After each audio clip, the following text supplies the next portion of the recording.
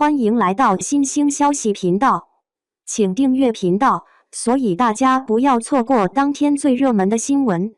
我们今天的时事通讯包括以下内容：离婚3年，赵丽颖官宣喜讯，冯绍峰眼都哭红了。最近，赵丽颖与林更新新剧《与凤航》火热上映，收视成绩与口碑都相当不错。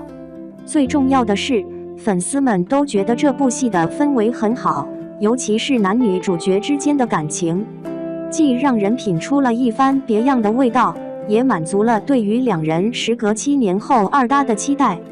戏里戏外，赵丽颖与林更新的关系都很好，甚至还有传言称二人这7年来私下联系都没断过。就在前几天，林更新低调现身成都的宽窄巷子，一边逛街一边直播，而赵丽颖不仅现身直播间，还大方地送出一堆礼物，登上榜1的位置。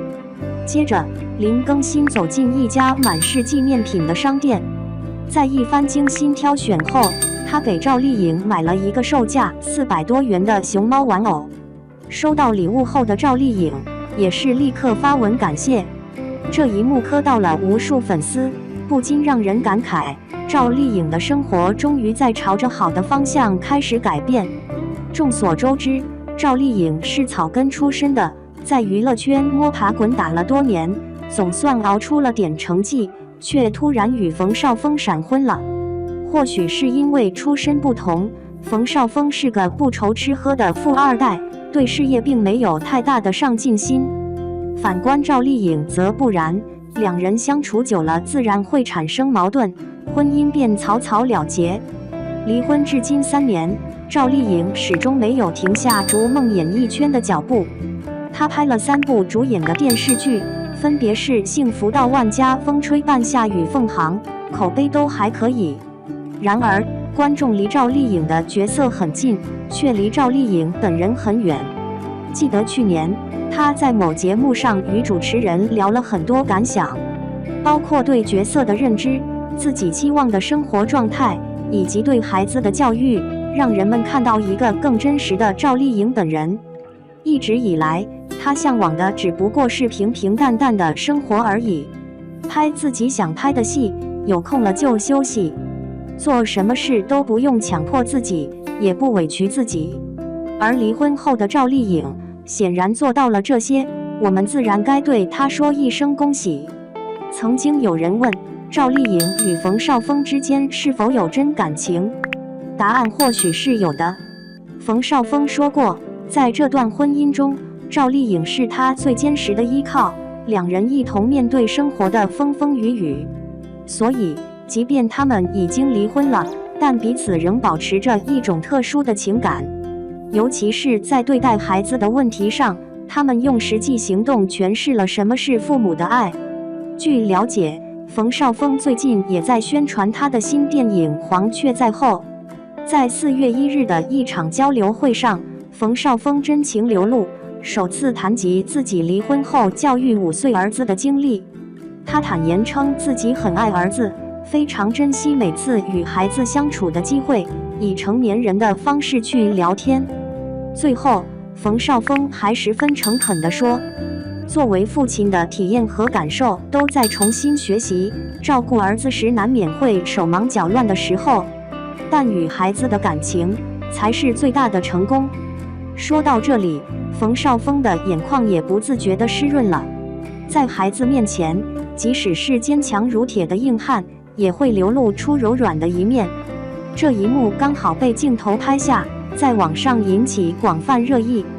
对此，网友们纷纷留言，有的表示理解和支持。冯绍峰很真诚，很打动人，能看出来是个好爸爸。也有人感叹道，虽然他们离婚了，但在对孩子这方面上真的做得很好。娱乐圈就是这样，明星们看似光鲜亮丽，但私生活却时常被网友放大讨论。然而，赵丽颖与冯绍峰这对曾经的夫妻，在离婚后却鲜有绯闻传出，这一点是非常难能可贵的。除此之外，他们对待孩子的态度也让我们看到了作为父母的责任心和爱心。但问题也随之而来，既然两人的关系并没有不和，又互相深爱着孩子，为何当初会选择离婚呢？或许这背后有许多不为人知的故事，真相也只有他们自己才知道。但无论怎样，他们选择以最理智的方式处理这段关系，无疑是对孩子最好的保护，也展现了成年人在发生婚姻变故时的成熟与担当。通过他们的经历，也让我们对现代家庭的价值观有了更深刻的反思。原来，一段好的婚姻在走到尽头时，是可以不用撕破脸的。听过这样一句话：结婚是为了幸福，离婚也是。月姐深以为然。所谓的幸福，并不是虚无缥缈的，它需要我们用心去寻找、珍惜。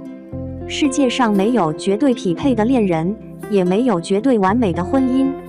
夫妻生活的本质是互相体谅、帮助与经营。一段婚姻的破裂，绝不只是某一个人的过错。如果日子实在过不下去了，彼此相处的每一秒都是煎熬，那么离婚也未尝不可。但离婚还有一个最大的顾虑，那就是孩子。毕竟，身为父母的我们，可以不考虑自己，但却绝对无法忽视孩子的感受。可能很多人觉得离婚就一定是对孩子不好的，但其实，如果作为孩子的父母出现了无法沟通、挽回的致命矛盾时，就给不到孩子一个良好的家庭环境，那么这个时候，离婚反而是一件对孩子成长有利的事情。这并非夸大其词，其中的道理也很简单。与其让孩子在一个充斥着争吵、谩骂的家庭中长大，倒不如索性分开，形成一个和谐的单亲家庭。至少，这样可以确保孩子在成长的道路上不会有太大的心理阴影。最好的情况是，父母在离婚后还能当亲人。如果不能当亲人，那就当好朋友；不能当朋友，就当熟人。实在连熟人都当不成，就当是普通的陌生人也行。记住，不到万不得已，一定不要当仇人，尤其是绝不能当着孩子的面侮辱、贬低对方，哪怕是只字不提也好。这样的行为很傻，看似发泄了心中的怨气，实则深深地伤害了孩子的自尊心。既然已经离婚了，也就意味着重新开始生活，那为什么还要陷入到曾经的痛苦中呢？要知道，一个人带孩子，只有自己足够积极、热爱生活，孩子才能真正过得开心、快乐。所以，离婚后要调整好自己的情绪状态，可以尝试建立一种类似合作的关系。无论抚养权在谁，双方都要尽到最基本的义务。该花钱的花钱，该探视的探视，该陪伴的陪伴。至于具体采取什么方式，就要视情况而定了。只有父母之间相处的矛盾得到了解决，互相都放下了恩怨，甚至放下仇恨，孩子的健康成长才能得到真正的保障。